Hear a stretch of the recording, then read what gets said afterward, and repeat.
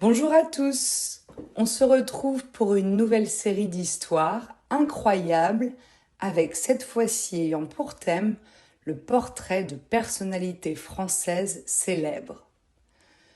Le casting n'a pas été facile, mais je peux vous dire d'ores et déjà que cela s'avère fascinant.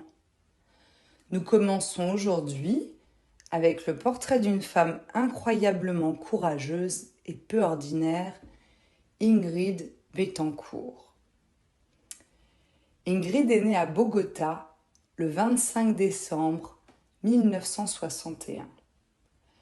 C'est une femme qui, très jeune, s'est fait connaître pour son engagement dans la politique colombo-française. Et c'est là que ça devient intéressant, car ça n'est pas la raison pour laquelle on a parlé d'elle à travers le monde entier.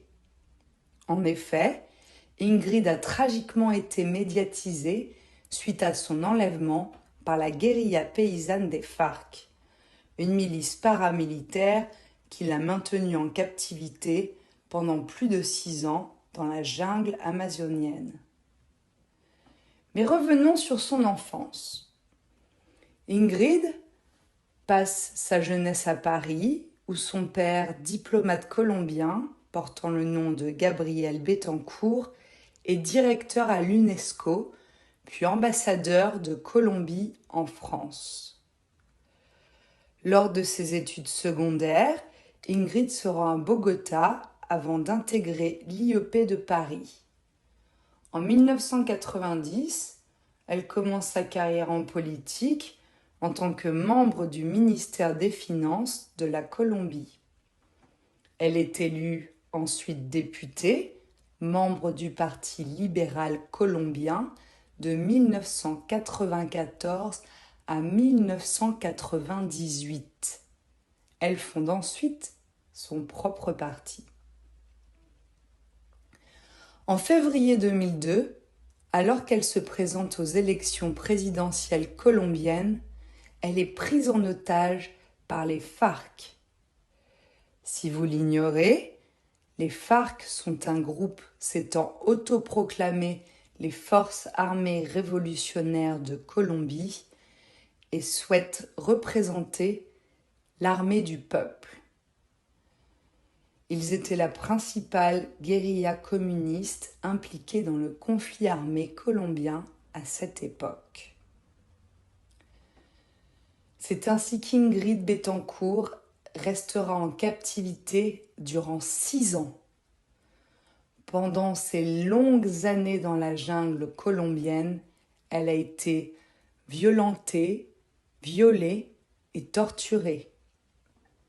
Elle a connu, selon ses mots, l'épuisement, l'animalité dans la promiscuité, la perte de l'intime, la vacuité des jours et l'atteinte à son intégrité de femme.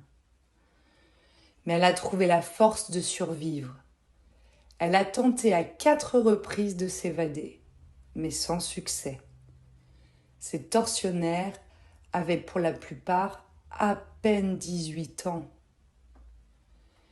Et c'est grâce au soutien du président vénézuélien Hugo Chavez que Nicolas Sarkozy parviendra enfin à obtenir la libération de la franco-colombienne en juillet 2008.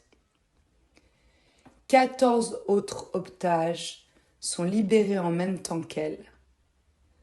De retour en France, elle reçoit le titre de chevalier de la Légion d'honneur et déclare se retirer définitivement de la politique.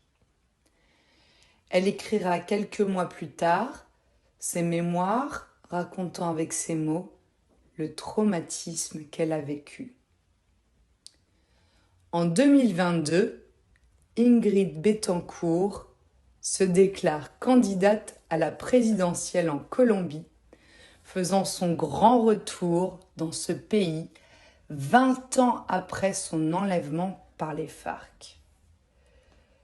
L'organisation aujourd'hui a été démantelée et les anciens combattants tentent de se reconvertir en agriculteurs, éleveur, voire même guide touristique.